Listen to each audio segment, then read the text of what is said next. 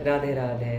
देखिए, जितने भी माया के अंडर में जीव हैं, माया के अंडर में अर्थात एक ही वाक्य में अगर आप समझना चाहें, एक ही शब्द में अगर आप समझना चाहें, जिनको भगवत प्राप्ति नहीं हुई है, अर्थात जिनको वो दिव्य आनंद नहीं मिला है, अर्थात जो अभी भी सुख के पीछे भाग रहे हैं, वही है माया के अंदर। तो जितने भी माया के अधीन जीव हैं, उनमें 5 क्लेश होते हैं जी। वो 5 क्लेशों से भी दुखी रहते हैं। हमने एक बार बताया था कि जितने भी मनुष्य हैं, जितने भी मायाधीन जीव हैं, ओनली मनुष्य ही नहीं, कई तरह से दुखी हैं जी। एक दो दुख नहीं है, कई तरह से दुखी हैं। लेकिन हाँ, उसका मूल कारण है माया। और माया से प्रभावित जीव क्यों है? क्योंकि भगवान से विमुख है। इसीलिए तो भगवान कह रहे हैं कि सन्मुख होई कि जीव मोहि जाबाहि, जन्म कोटि अघ नासहि तबहि। हम कहते हैं कि प्रभु कृपा कीजिए, कृपा कीजिए। भगवान तो बोल रहे हैं, मैं तो कृपा करके निरंतर ही तेरे सन्मुख हूँ, तेरी ओर मुख किया हूँ, लेकिन तू ही इस कृपा को ठुकरा रहा है, तू ही मेरे विमुख हो गया है। भगवान की ओर पीठ कर दिया है इस जीव ने, इसीलिए जीव दुखी है, इसीलिए माया के चप्पलें पड़ रही हैं। इतना जिद्दी है ये मन, ये कहता है सबके मैं शरणागत हो जाऊंगा। बड़े से बड़े संसार में जो पापात्मा है उनके भी शरणागत हो जाता है, लेकिन भगवान के शरण में नहीं जाना चाहता। यही तो विडंबना है। इसलिए सबसे बड़ी गलती जीव ही कर रहा है, भगवान की ओर पीठ कर दिया है, भगवान की ओर मुख नहीं कर रहा है, भगवान की ओर पीठ कर दिया है। तो भगवान इसीलिए कह रहे हैं कि जब ये जीव मेरे सन्मुख हो जाएगा, जिस क्षण सन्मुख हो जाएगा, उसी क्षण जन्म कोटि अघ नासहि तबहि। जन्म कोटि अघ, करोड़ों जन्म में, अनंत जन्म में जितने भी पाप इस जीव ने किए हैं, वो उसी क्षण भस्म हो जाएंगे सभी पाप। कब? जब जीव सन्मुख होगा। इसलिए हम और आपका तो एक ही कर्तव्य है, भगवान के सन्मुख हो जाना। अभी हम माया के सन्मुख हैं, अर्थात माया के पीछे भाग रहे हैं, माया में सुख का रिसर्च कर रहे हैं। माया भगवान की दासी है, यहाँ कहाँ सुख आएगा? तुम डायरेक्ट मालिक से अपना संबंध नहीं बना के उसकी दासी से संबंध बना रहे हो। जो मालिक दे पाएगा वो दासी कहाँ दे पाएगी, बताइए। इसलिए माया भी अच्छे से जीव को समझाती है। फिर जब जीव अत्यधिक ही माया के पीछे भागने लगता है और जब ठोकरें पड़ती हैं, माया ही उसको मानो समझा रही है कि हे जीव, भाई तुझसे मेरा कोई संबंध नहीं है, तेरा संबंध मेरे स्वामी से है, तू उनके शरण में जा। तू हमारे पास कहाँ आ रहा है? हमारे पास तो सुख नहीं है। अरे माया तो जड़ है, भगवान की शक्ति को पाकर वर्क कर रही है, लेकिन जीव नहीं समझ पा रहा है। तो जितने भी माया के अधीन जीव हैं, माया के अंडर में जीव हैं, 5 प्रकार के क्लेशों से बंधे हुए हैं। वो 5 क्लेश है: राग, द्वेष, अविद्या, अस्मिता, अभिनिवेश। इसमें से जो ये अभिनिवेश है, ये क्या है जी? ये मृत्यु का भय है। इस संसार में ऐसा कोई भी नहीं है, कोई भी नहीं। आप किसी भी पशु पक्षी को ले लीजिए या मनुष्य को ले लीजिए, मरना कोई नहीं चाहता है। सभी को अपना मृत्यु से, अपने मृत्यु से सभी जीव भयभीत हैं। हर समय डर बना रहता है कि कहीं कुछ हो न जाए। मान लीजिए किसी को कैंसर हो गया, उसी का वो चिंतन करता रहेगा, चिंतन करते करते करते करते फिर उस व्यक्ति मृत्यु को प्राप्त होता है, क्योंकि इतना भयभीत हो जाता है कैंसर का नाम सुनते ही। क्योंकि जानलेवा बीमारी है, वो बहुत ही कम चांसेस रहते हैं जो लोग बच जाते हैं उस रोग को होने के बाद। तो ये अगर किसी को हो जाता है, अत्यंत वो मतलब टेंशन में आ जाता है, चिंताग्रसित हो जाता है। रामकृष्ण परमहंस को भी ये रोग था। उनको कुछ भक्तों ने कहा कि महाराज जी आपका तो डायरेक्ट काली मैया से बात होता है। तो रामकृष्ण परमहंस ने कहा हाँ हमारा बात होता है, इसमें तो कोई डाउट ही नहीं है। तो भक्तों ने कहा कि महाराज जी आपको कैंसर है, आप एक बार बस बोल देंगे, इशारा कर देंगे तो मैया की कृपा से सब सही हो जाएगा। तो रामकृष्ण परमहंस ने कहा कि इस हाड़ मांस के शरीर के लिए मैं भगवान से मांगूंगा? तो भगवान दिव्य आनंद देने वाले हैं, प्रेमानंद देने वाले हैं, मैं उनको ये शरीर, भौतिक शरीर का सुख मांगूंगा? कभी भी नहीं। ये तो जब तक प्रारब्ध में है तब तक रहना ही है। ये वो बोल रहे हैं जो उस स्तर में पहुंच गए हैं, उस स्टेज में पहुंच गए हैं जहां उनको तत्व ज्ञान पूर्ण रूप से हो चुका है, जहां वो अपने स्वरूप को समझ गए हैं। देखिए, मृत्यु से भयभीत उसी जीव को होता है, मृत्यु से भय उसी जीव को लगता है जो अपने को शरीर मानता है। अगर आप अपने को शरीर मानेंगे तो मृत्यु का भय रहेगा, क्योंकि शरीर एक दिन बना है, एक दिन नष्ट होगा। ये डायरेक्ट कन्फर्म सिद्धांत है, कोई कितना भी प्रयास कर ले रोक नहीं सकता। शरीर एक दिन बना है तो एक दिन नष्ट होगा, फिलॉसफी है, सिद्धांत है। और शरीर ही नहीं, संसार में जो जो एक दिन बना है वो एक दिन नष्ट होगा। इवन ये संसार, ये भी एक दिन प्रकट हुआ है, बना है, ये भी प्रलय होना है, समाप्त होना है। संसार का अर्थ ही यही है, संसरति, जो धीरे धीरे सरकता जा रहा है, धीरे धीरे अपने विनाश की ओर जा रहा है। संसार में एक छोटा सा बालक जन्म लेता है, जैसे जैसे उसका एक एक दिन आगे बढ़ रहा है वो मृत्यु के मुख में आगे जा रहा है। लोग इस बात को समझते नहीं है, हैप्पी बर्थडे मना रहे हैं, एनिवर्सरी मना रहे हैं, जबकि वो ये नहीं समझ रहे हैं कि आपका जितना भी साल हो चुका है, जितना भी आपको एज हो चुका है, आपके टोटल एज में से उतने एज को माइनस कर दीजिए, बाकी जो शेष बचेगा उतना ही अभी आपका आयु शेष है। तो एक एक समय आप बढ़ नहीं रहे हैं, आप मृत्यु के मुख में जा रहे हैं। कि कालव्यालम मुखग्रास त्रास निर्णास है तबे। एक काल रूपी सर्प है, अजगर है, जिसने अपना मुख भी खोल रखा है और मुख में जीव प्रवेश भी हो चुका है, बस मुख को बंद करने की देरी है। यही हाल है प्रत्येक जीवों का। इस संसार की वार्ता ही यही है कि प्रत्येक व्यक्ति आ रहे हैं और जा रहे हैं, और इस बात को स्वीकार करना पड़ेगा जी। ये आपके हाथ में है कि दुखी होकर मृत्यु को प्राप्त होइए या सुखी होकर। सुखी वही हो सकता है जो शरीर में आसक्ति न रखे। मनुष्य दुखी क्यों है? क्योंकि अपने को शरीर मान रहा है, इतना अटैचमेंट हो गया है शरीर में, इतना आसक्ति हो गया है शरीर में, कोई खरोच भी आ जाए, कुछ भी एक हो जाए, उसको चिंता करने लगता है।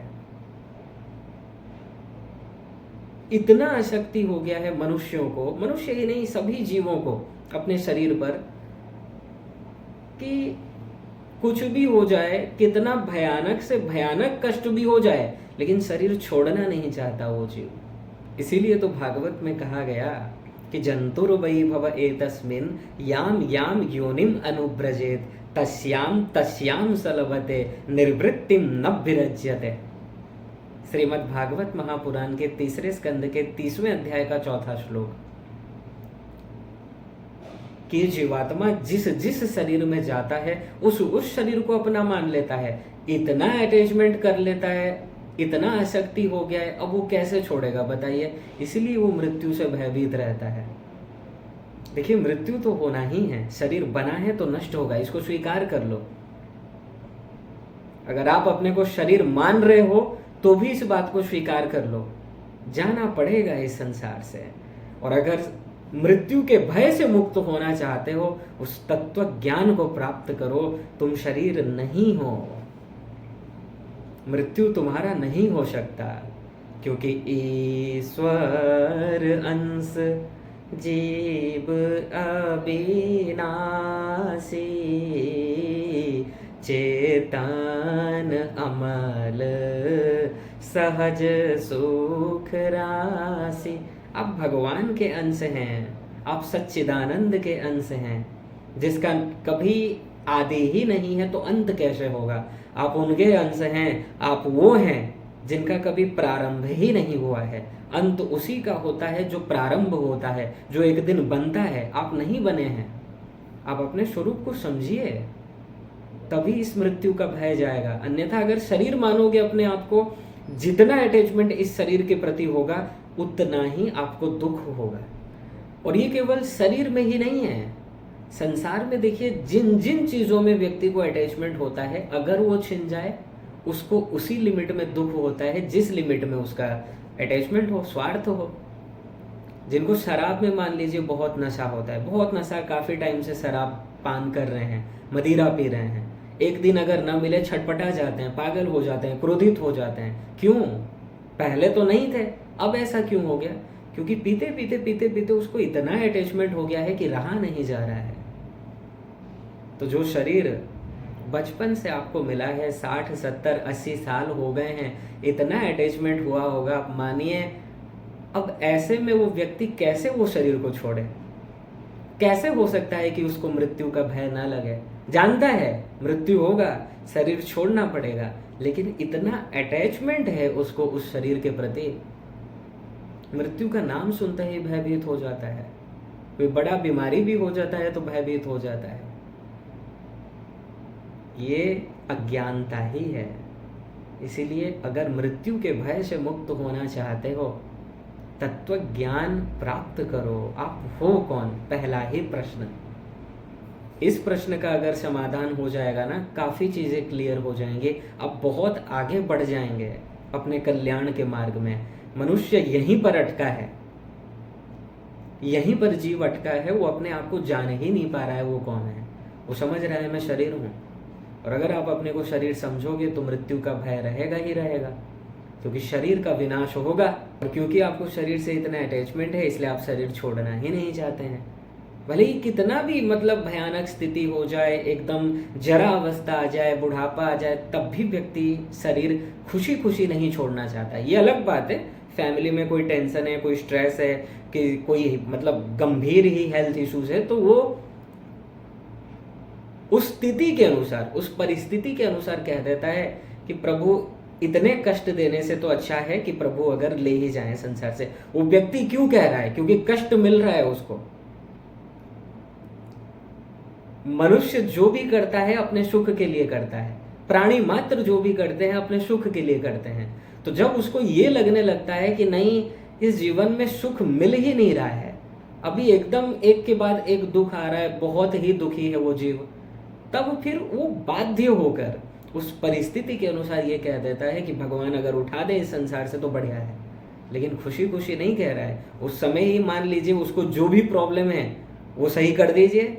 मान लीजिए पैसा बिल्कुल भी नहीं है, बहुत ही गरीबी है, इसलिए वो बोल रहा है कि मृत्यु हो जाए तो अच्छा। लेकिन मान लीजिए 2 करोड़ का लॉटरी उठ गया, अब देखते हैं वो कैसे बोलेगा? नहीं बोल सकता। तो मूलतः सभी अपने को शरीर ही मानते हैं।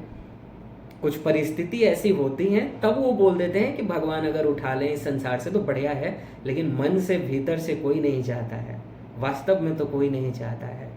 जब अत्यंत दुखी हो जाता है तब निराश होकर वो बोल देता है। ठीक है जी, इसलिए मृत्यु के भय से अगर आपको पार होना है, अपने आप को समझिए आप हैं कौन। आप शरीर नहीं हो। शरीर मानोगे तो सदा दुखी रहोगे। और मृत्यु ऐसा सत्य है जो निश्चिंत है, जिसको कोई रोक नहीं सकता। वो चाहे महापुरुष हो, कोई भी हो, संसार में आए हैं तो जाना पड़ेगा।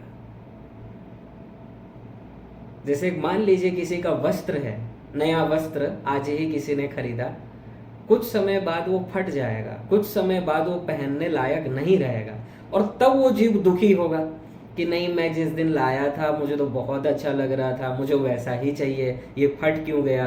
दुखी होकर अगर रोने लगे, ये मूर्खता नहीं है तो क्या है भाई? वस्त्र एक दिन बना है तो एक दिन फटेगा। ठीक इसी प्रकार शरीर एक दिन माँ के गर्भ में बना है, माँ के गर्भ से आया है, और एक दिन इसका समाप्त होना है। यही फैक्ट है, इसको स्वीकार करना पड़ेगा जी। जो निश्चिंत है वहाँ कैसा शोक। भगवान गीता में यही कह रहे हैं, जो निश्चिंत हैं, जो होना ही है, फिर वहाँ दुखी क्यों होते हो आप? और ये अगर सोचते हो कि आप मर जाओगे, आप नहीं मरोगे। आपके मन में ये जो भय आ रहा है, तभी आपको अपने आप से ये जिज्ञासा करना चाहिए, अरे संसार में तो सभी जा रहे हैं, परदादा दादा सभी गए, सभी जा रहे हैं, हम देख रहे हैं, तो ये शरीर को भी जाना पड़ेगा, लेकिन मैं फिर भी ये चाहता हूं कि मेरा मृत्यु न हो। क्यों मैं ये चाहता हूं? ये जिज्ञासा, ये जो क्यों है, यही आपको उत्तर दे देगा। आप इसीलिए अपना मृत्यु नहीं चाहते हैं क्योंकि आपका तो प्रारंभ ही नहीं हुआ है, लेकिन भूलवशतः आप इस क्षणभंगुर शरीर को मान लिए हैं कि आप शरीर हैं। आप अपने स्वरूप को समझिए, आप उस सच्चिदानंद के अंश हैं, आप अनादि हैं, आप सदा रहेंगे, आप सनातन हैं। आपका प्रारंभ ही नहीं हुआ है, इसलिए अंत भी नहीं हो सकता। आपको भय इसीलिए लग रहा है क्योंकि आप अपने को शरीर मान रहे हो, और शरीर तो समाप्त होगा। इसलिए इससे अगर मुक्त होना है, मृत्यु के भय से, अपने स्वरूप को पहचान लीजिए।